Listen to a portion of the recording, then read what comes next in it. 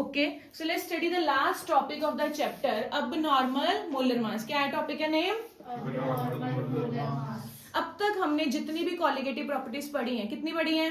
4। कितनी colligative properties हैं? 4। वो हमने पढ़ी हैं फॉर द नॉन इलेक्ट्रोलाइट्स। किसके लिए पढ़ी हैं? नॉन इलेक्ट्रोलाइट्स मतलब जो डिसोसिएट या एसोसिएट नहीं करते सॉल्वेंट में। मतलब कि जैसे कि अगर हम शुगर को पानी में डालें तो शुगर डिसोसिएट करती है? ठीक है, नहीं करती। यूरिया को पानी में डालो, वो डिसोसिएट करता है? नहीं। सो ऐसे कंपाउंड्स जो डिसोसिएट नहीं करते, उसके लिए हमने अभी तक जितनी कॉलिगेटिव प्रॉपर्टीज पढ़ी हैं वो वाली पढ़ी हैं। But now we will study it for the electrolytes जो डिसोसिएट करेंगे या एसोसिएट करेंगे। अब मेरी बात ध्यान से सुनिए। फॉर एग्जाम्पल मैं इलेक्ट्रोलाइट की बात कर रही हूँ, जैसे KCl। KCl को अगर पानी में डालोगे तो KCl पानी में डिसोसिएट करेगा? यस। किस में डिसोसिएट करेगा? कौन कौन से ions? K positive and Cl negative. अब हमने कितने KCl ऐड किया? ओनली 1। बट डिसोसिएट हो गए वो कितने बन चुके हैं? 2। कितने बन चुके हैं? अब यहां पर बात आती है कॉलिगेटिव प्रॉपर्टी की। कॉलिगेटिव प्रॉपर्टी होती क्या है? जो किस पे डिपेंड करे? Number of moles of solute particles, यानी कि कितने सोल्यूट पार्टिकल्स हैं उस पर डिपेंड करती है। यही होती है कॉलिगेटिव प्रॉपर्टी। सबको डेफिनेशन आती है। अब हमने सोल्यूट कितने ऐड किए? ओनली 1। हमने पूरी कैलकुलेशन 1 के अकॉर्डिंगली कर ली। बट जब हमने देखा एक्सपेरिमेंटली तो वो टूट के कितने बन चुके हैं? 2।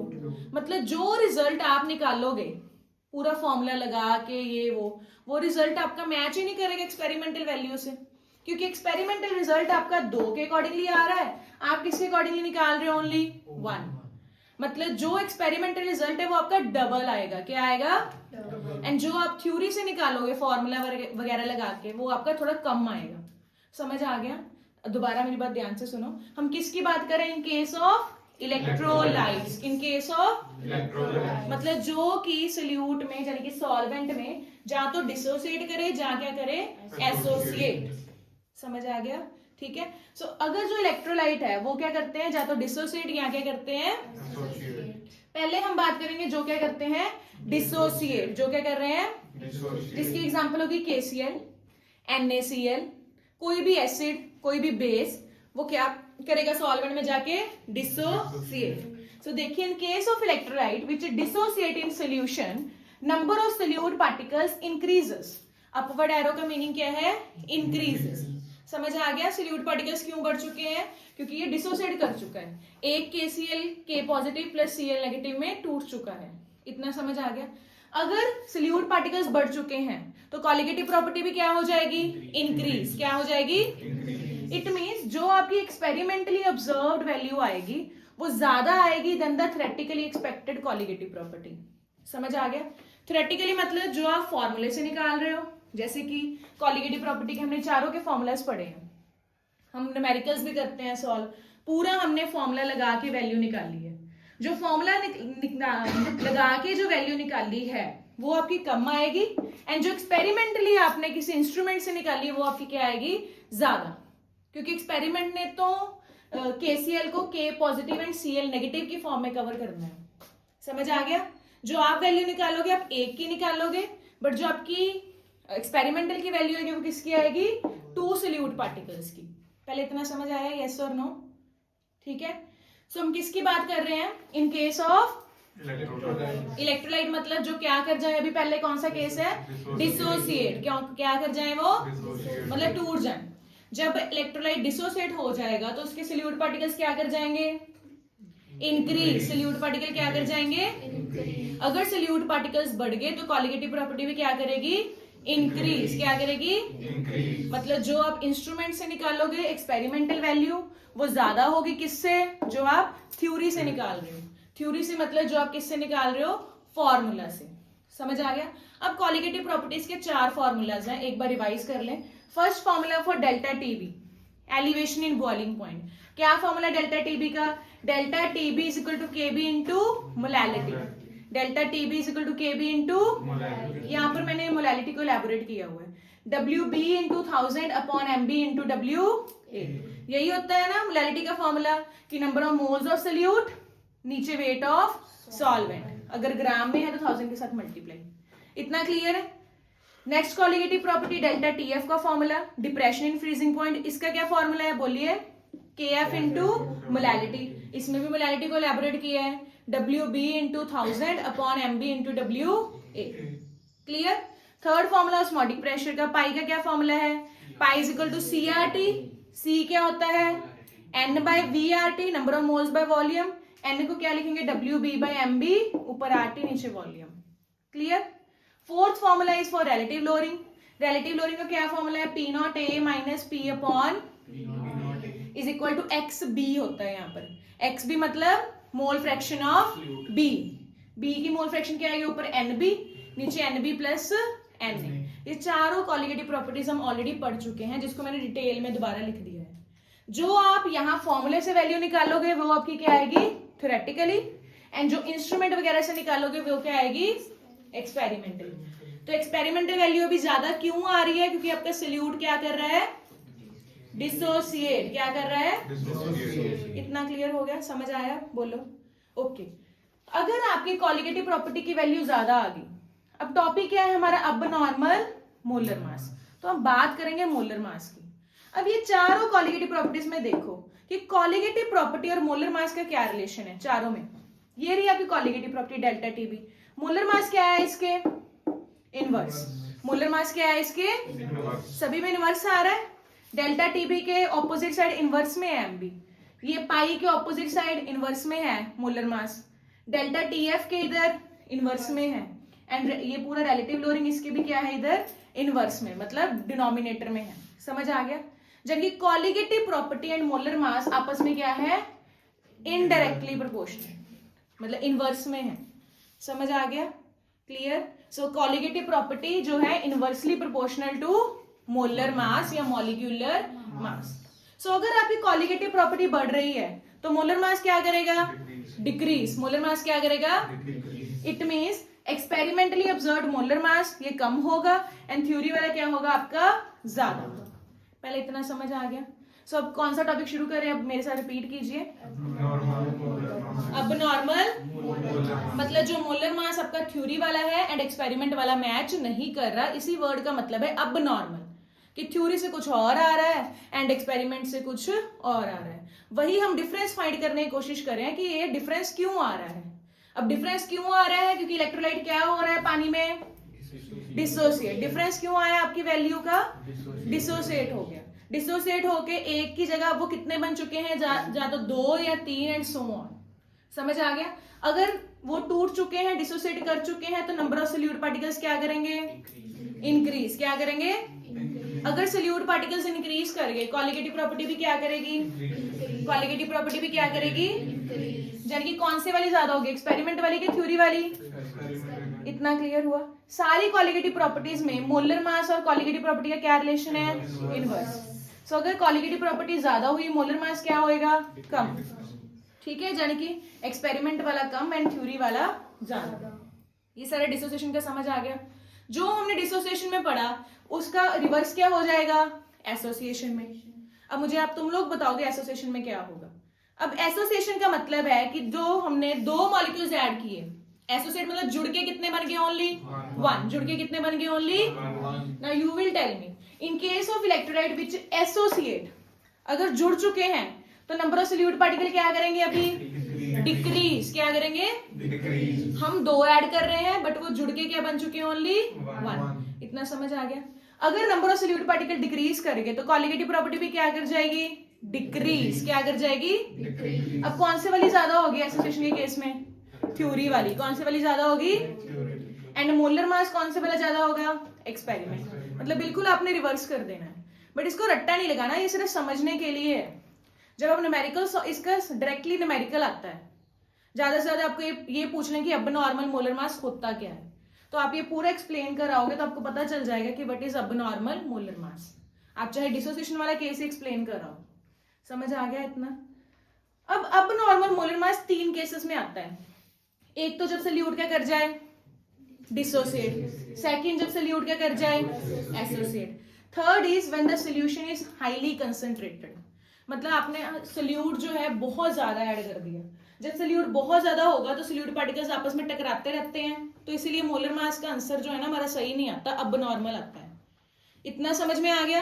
सो मुझे बताइए फिर अब नॉर्मल मोलर मास कौन सी 3 कंडीशंस में आता है? जब सोल्यूट का कर जाए सबसे पहले, सेकेंड एंड थर्ड सोल्यूशन क्या हो? हाईली कंसंट्रेटेड, मतलब सोल्यूट इतना ज्यादा है कि वो आपस में टकराई जा रहा है, उनकी इंटरेक्शन हो रही है, जिसकी वजह से हमारा मोलर मास का आंसर थोड़ा सा गड़बड़ में आ जाता है। इतना क्लियर हुआ? बोलिए यस और नो। अब जो हमारी ये डिफरेंस आ रहा है एक्सपेरिमेंट एंड थ्योरी में, इसको कवर भी तो करना है, क्योंकि अगर एक्सपेरिमेंट और थ्योरी मैच ही नहीं की then what is the benefit of studying all this? फिर ये जो हमने सारा पढ़ा है वो वेस्ट है। सो इस डिफरेंस को मैच करने के लिए एक फैक्टर आता है, that is van't Hoff factor. कौन सा फैक्टर स्टडी करेंगे? Van't Hoff factor. What is the symbol of van't Hoff factor? I. कौन सा सिंबल है? आई का फॉर्मूला है, ऊपर रखेंगे एक्सपेरिमेंट वाली वैल्यू, नीचे रखेंगे थ्योरी वाली कॉलिगेटिव प्रॉपर्टी की वैल्यू। ऊपर कौन सी वैल्यू रखनी है? एक्सपेरिमेंट को एक और नेम दिया जाता है ऑब्जर्व्ड। कौन सा नेम दिया जाता है? एंड नीचे रखनी है थ्योरी वाली। थ्योरी वाली को वर्ड हम कैलकुलेटेड भी दे देते हैं या हम दे देते हैं इसको वर्ड नॉर्मल। समझ आ गया? ऊपर कौन सी कॉलिगेटिव प्रॉपर्टी की वैल्यू रखनी है? एक्सपेरिमेंट। कौन सी? या एक्सपेरिमेंट को और क्या नेम देते हैं? नीचे कौन सी रखनी है? कैलकुलेटेड, मतलब थ्योरी वाली या नॉर्मल। इतना क्लियर है? अगर कॉलिगेटिव प्रॉपर्टी ऊपर एक्सपेरिमेंट वाली रखी है तो मोलर मास कौन सा रखेंगे? उल्टा, यानी कि कैलकुलेटेड वाला मतलब थ्योरी वाला, नीचे कौन सा रखेंगे? ऑब्जर्व्ड यानी कि एक्सपेरिमेंट वाला। क्यों? क्योंकि कॉलिगेटिव प्रॉपर्टी एंड मोलर मास आपस में क्या है? इनवर्स। इतना समझ आ गया? चलिए फिर रिपीट करते हैं। ये जो आपका एक्सपेरिमेंट एंड थ्योरी में डिफरेंस आया है, इसको कवर करने के लिए कौन सा फैक्टर यूज कर रहे हैं? Everybody should repeat after me. Van Hoff factor. इसका सिंबल कौन सा है? I का फॉर्मूला क्या है? ऊपर कौन सी कॉलिगेटिव प्रॉपर्टी रखें? एक्सपेरिमेंटल या नीचे कैलकुलेटेड और नॉर्मल और थ्योरेटिकल। तो जो मोलर मास रखना है वो क्या कर देंगे? इनवर्स। ऊपर कौन सा रखेंगे? नीचे। इतना क्लियर है? मतलब एक्सपेरिमेंट वाला ये सारा क्लियर हो गया।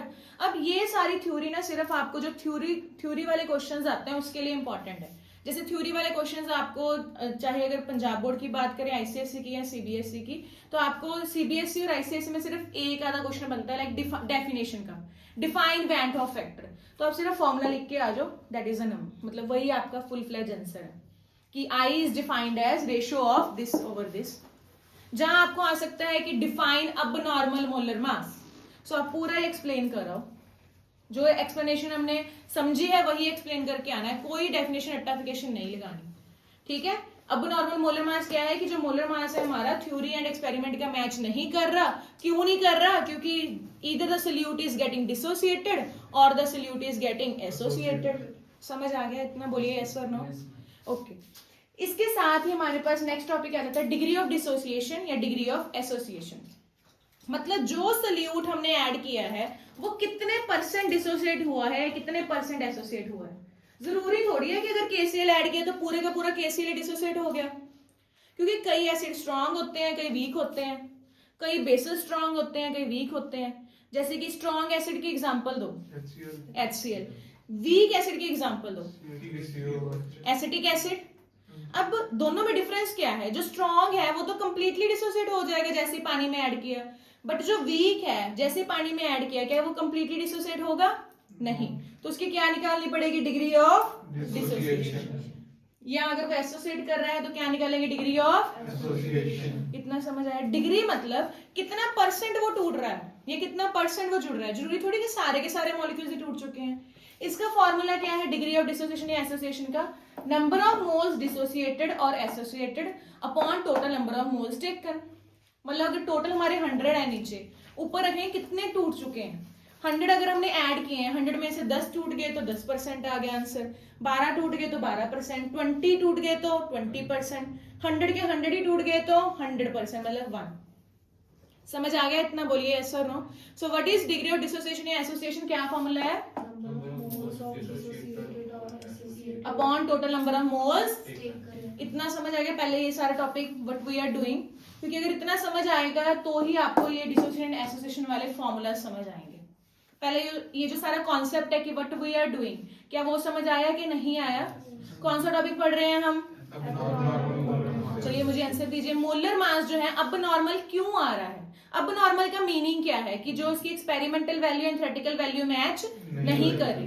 क्यों आ रहा है अब normal molar mass? First case is very good, dissociate कर रहा है। सेकंड केस, थर्ड केस, समझ आ गया। अगर सल्यूट डिसोसिएट कर जाएगा तो कॉलिगेटिव प्रॉपर्टी बढ़ेगी कि कम होगी? इंक्रीज। कौन से वाली ज्यादा होगी, एक्सपेरिमेंटल की theory? Experimental. And molar mass and colligative property का क्या रिलेशन है? इनवर्स। इतना क्लियर हुआ? What is the formula of degree of dissociation? इतना क्लियर हुआ? चलिए now we have taken the two cases, अब इसको ध्यान से समझ लेना। अच्छा, ये जो डेरिवेशन से की हुई है ना, जिस बच्चे को नहीं भी करनी हुई यू कैन स्किप इट, हम सिर्फ समझेंगे। आप एंड में जो फॉर्मूला बनाए सिर्फ वही आपके काम आएगा न्यूमेरिकल पोर्शन में। बट ये बना कैसे वो एक बार समझ लेते हैं। मैंने इधर डिसोसिएशन का केस लिखा है, इधर कौन सा केस लिखा है? डिसोसिएशन। अब ध्यान से समझ लीजिए, मान लीजिए हमारे पास बहुत सारे मॉलिक्यूल थे, AN मतलब जुड़े हुए थे पहले, और वो टूट चुके हैं। टूट के क्या बन चुके हैं? Na। समझ आ गया? जैसे KCl था, टूट के यहाँ पर Na मतलब KCl टूट चुका है Ka एंड Cl में। समझ आ गया? AN जुड़ा हुआ था, टूट के कितने बनेंगे? Na। समझ आ गया? अब इनिशियली स्टार्टिंग में AN कितना है? 1, ये कितना है? 0, क्योंकि स्टार्टिंग में तो कुछ टूटा ही नहीं होगा। स्टार्टिंग में तो सिर्फ हमारा रिएक्टेंट ही होगा हमारे पास। समझ आ गया? Next is at equilibrium. थोड़े टाइम बाद क्या होगा? ये कितना टूट जाएगा? 1 माइनस अल्फा। अल्फा मतलब 10%, 20%, 30%, जितना भी टूटेगा। तो 1 माइनस अल्फा ये रह जाएगा। समझ आ गया? अल्फा मतलब जितना वो डिसोसिएट हुआ है। सो 1 में से 0.3, 0.4, 0.5, 0.6 जितना भी टूटेगा वो हम लिख देंगे 1 माइनस अल्फा की हमारे पास इतना रह गया, क्योंकि अल्फा तो चला ही गया। और जितना वो टूटेगा, क्योंकि n इसके आगे है तो ये आगे लिखेंगे n अल्फा। क्या लिखेंगे? क्योंकि अगर ये अल्फा टूटे हैं तो बनेंगे भी n अल्फा। जितने बनेंगे, जितना यहाँ पर नंबर होगा वही लिखेंगे हम।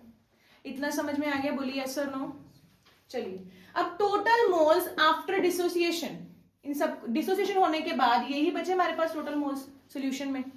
इसका सम कर दो, 1 minus alpha plus n alpha, क्योंकि डिसोसिएशन होने के बाद हमारे पास क्या बचा है? क्या बचा है हमारे पास? 1 minus alpha plus n alpha. इतना समझ में आ गया? इसमें से अल्फा कॉमन निकाल लो।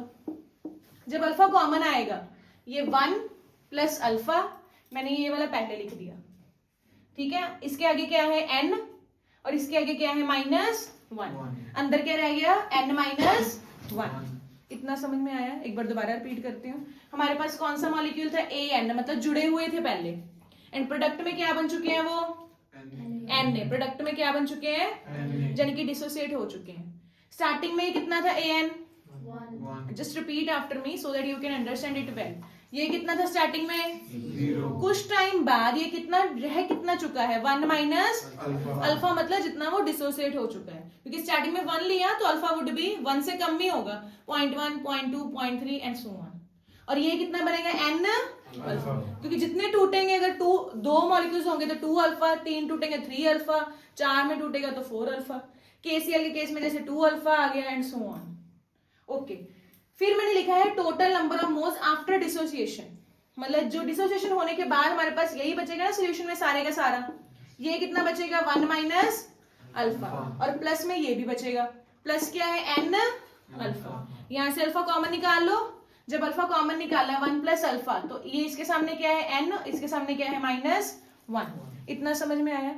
अब हमारे पास I का फॉर्मूला होता है total number of moles after dissociation upon before dissociation. I का एक ये भी फॉर्मूला है कि डिसोसिएशन के बाद कितने मोल्स हैं डिवाइडेड बाय डिसोसिएशन के पहले कितने थे।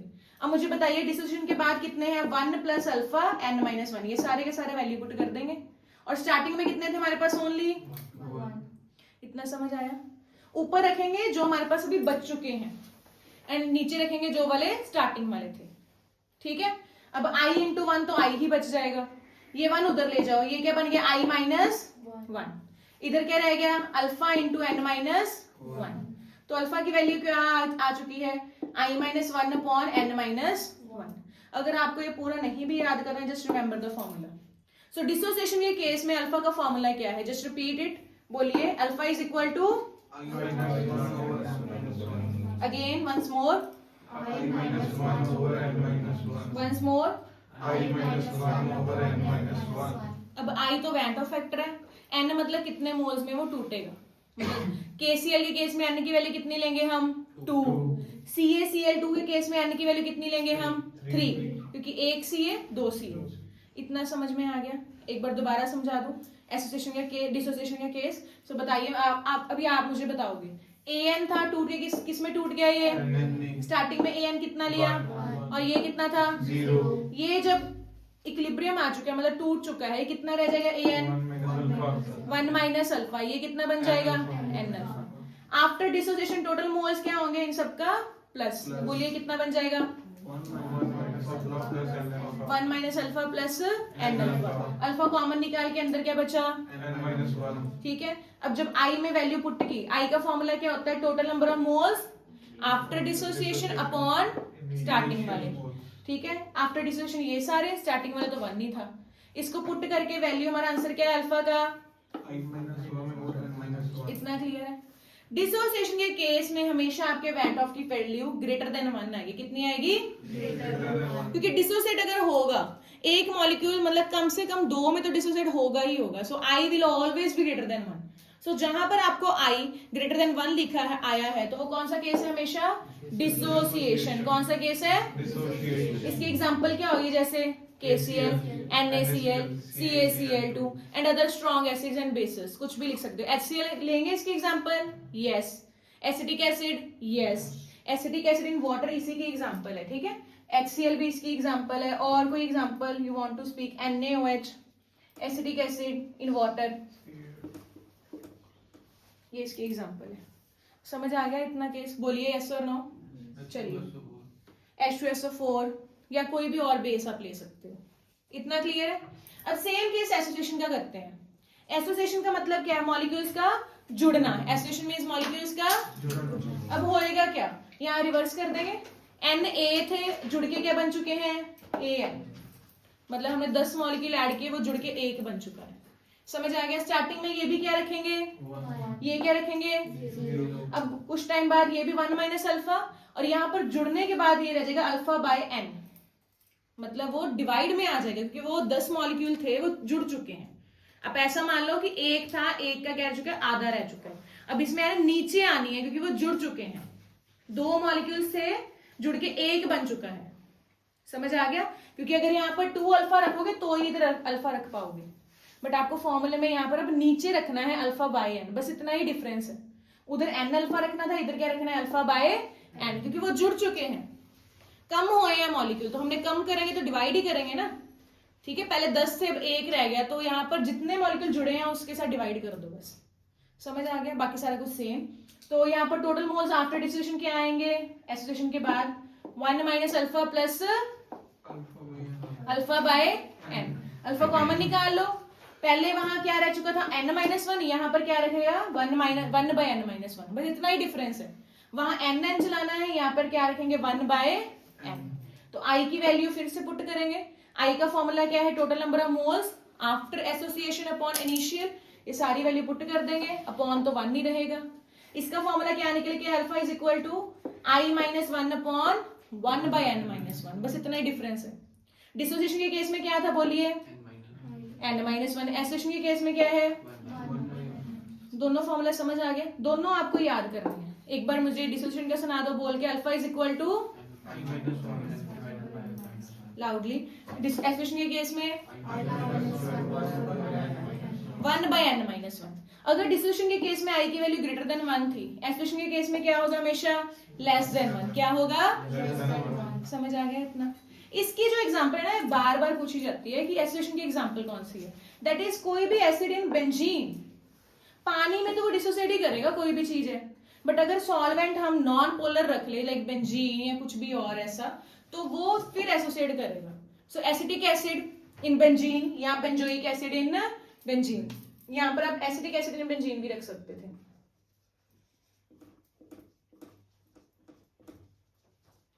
एसिटिक एसिड यही वाला एसिड है CH3COOH। इतना समझ में आ गया? बोलिए यस और नो। पूरा टॉपिक क्लियर है? अगर तो आपकी हो रही है 100% डिसोसिएशन, मतलब कंप्लीटली जितना भी ऐड किया सब कुछ डिसोसिएट कर गया, तो आई की वैल्यू किसके इक्वल आ जाएगी, N एन की। जितने एन है, जितने मॉलिक्यूल्स बने हैं उतने ही आई है। ठीक है, अब ये सारा पढ़ने के बाद हमने क्या किया, जो चारों कॉलिगेटिव प्रॉपर्टी थी वो मॉडिफाई कर दी। अब सबके आगे हमने क्या लगा दिया, आई आई आई। लाइक हमारा फर्स्ट कॉलिगेटिव प्रॉपर्टी कौन सी थी, डेल्टा टीबी। डेल्टा टीबी का फॉर्मूला क्या है, केबी इनटू मोलैलिटी। इसके आगे क्या यूज करेंगे हमेशा हम, i. Second colligative property delta TF, इसके आगे भी क्या यूज करेंगे, i. Third colligative property relative lowering, p naught a minus p upon p naught a, इसके आगे भी क्या यूज करेंगे, आई। मतलब ये फॉर्मूलाज यूज करके हम न्यूमेरिकल सॉल्व करेंगे। तो आपको सारी कहानी समझ आ गई, क्या क्या रहे हैं। तो एक बार मुझे आंसर दे दो, कौन सा टॉपिक है, जो मोलर मास है वो हमारा। अब नॉर्मल वर्ड का मीनिंग क्या है, very good. Experimental and theory की वैल्यू मैच नहीं करे। क्यों नहीं करे एक्सपेरिमेंट एंड थ्योरी की वैल्यू मैच, क्या क्या सिनेरियो है। फर्स्ट केस ही सल्यूट क्या कर चुका है, second case, third case dissociation के केस में सल्यूट पार्टिकल्स क्या कर जाएंगे, इंक्रीज और डिक्रीज। अगर सल्यूट पार्टिकल्स इंक्रीज करेंगे, कॉलिगेटिव प्रॉपर्टी क्या करेगी, इंक्रीज। कौन से वाली ज्यादा होगी, एक्सपेरिमेंट वाली की थ्योरी वाली। And molar mass and colligative property का क्या रिलेशन है, इनवर्स। अगर एक्सपेरिमेंटल कॉलिगेटिव प्रॉपर्टी इंक्रीज की है तो एक्सपेरिमेंटल मोलर मास क्या करेगा, डिक्रीज। ये सारा अब नॉर्मल मोलर मास का सिनेरियो को सॉल्व करने के लिए कौन सा फैक्टर लेके आए हैं, what is the symbol of van't Hoff factor, i. I का फॉर्मूला क्या है, ऊपर कौन सी कॉलिगेटिव प्रॉपर्टी रखें, नीचे नॉर्मल या कैलकुलेटेड। मोलर मास कौन सा रखना है, ऊपर कैलकुलेटेड एंड नीचे।